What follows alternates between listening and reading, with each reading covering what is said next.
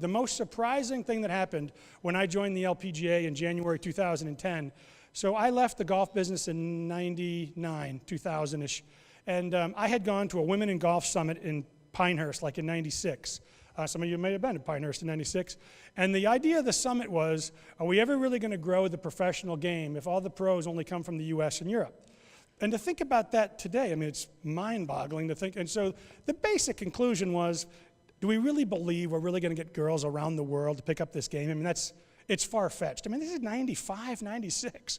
And so I came back in January 2010, been away from the game a long time, and I walked into my first press conference, and I'll bet you 60 to 70% of the questions from the media was, how are you going to deal with the Asian influence on tour? How are you going to deal with the fact that players come from all over the world, and they're not like Americans, and American sponsors won't get it, and some of them don't speak English?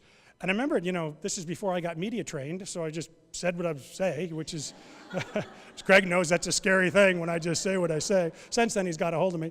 I said, are you guys kidding me? I mean, if you tell me I could be the commissioner in 1993 that essentially had all their players come from Europe and US, which meant all your sponsors come from Europe and US, which means all your fans come from Europe and US, and which means the only people that ever watch you on TV are going to be Europe and the US. So I could be that guy, or I could be the guy in 2010 that you're questioning who's really got players from 32 different countries.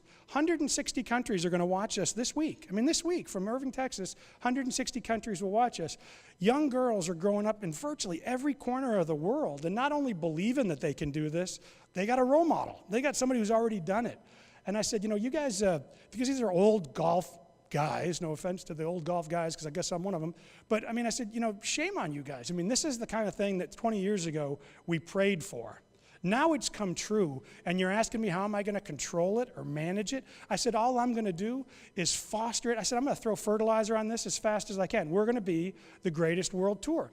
And I'll never forget, afterwards, I did an interview with USA Today. This was in New York.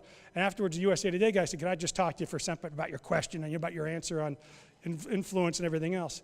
And he said, you know, why do you believe that's going to work? I mean, I think as you get more players from Korea and Japan, he'd whisper, Korea. Like, you can say Korea, it's all right.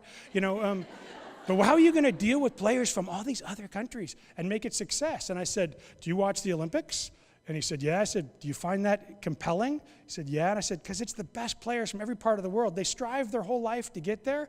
Each one of their stories is unbelievable. It doesn't matter if you grew up in Germany or Geronimo or Bahamas. It's a strive to get to the top 150 player in the world. And when you watch that competition, you realize they're so much more alike than they're different. And when you guys spend a couple of days out here, if you come out and watch us on the weekend, you'll find there's no difference between Athahara Munoz, Inbee Park, and Angela Stanford. They're all young, overachieving females who have so much more in common than difference, and watch how much fun they have together. So us getting over it is just a matter of us getting over it. And really, that's what's happened on the LPGA the last 4 or 5 years. All started before I got here, and will all definitely go on after I'm gone. But what's happened on the LPGA is the world gives a crap.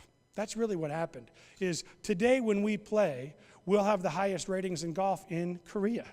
We'll have unbelievable ratings in Japan.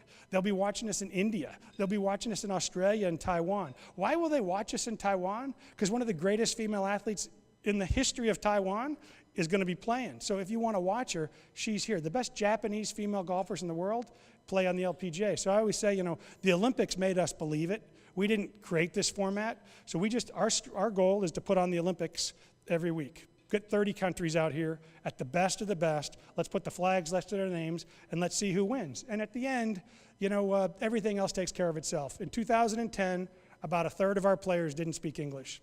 In 2013, I literally don't know a player on tour that I can't have a conversation with. That may haven't met her yet, because we may have some rookies that aren't there yet. But as Craig knows, you know, who trains them from a media perspective, it's no longer an issue. These girls are learning English before they get here because it's part of being successful here.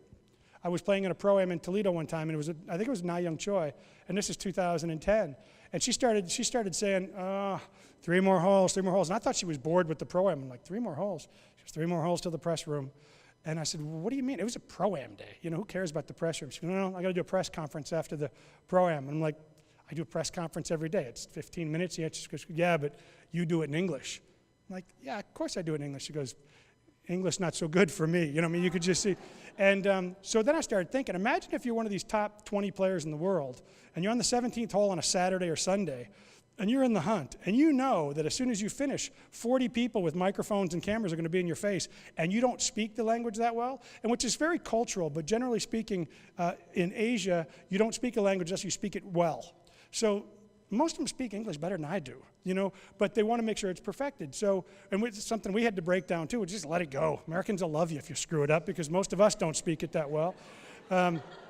But one of the reasons that most players now have perfected English before they play here is it makes them a better golfer. I mean, I'd love to lie to you and say it's because they want to talk to you in a pro-am, or they're better with sponsors, or they want to do TV ads. It's really not it. They're just more comfortable on a golf course. And as all of you know, if you play, and I assume most of you do at some point, you can't play good golf if you're not comfortable. If you don't feel comfortable with what you're wearing, if you don't feel comfortable with the weather, if you don't really like the people you're playing with, you just don't play your best golf. And so they play their best golf because they're comfortable being here. They're comfortable with that media, and that's what's changed at the LPGA.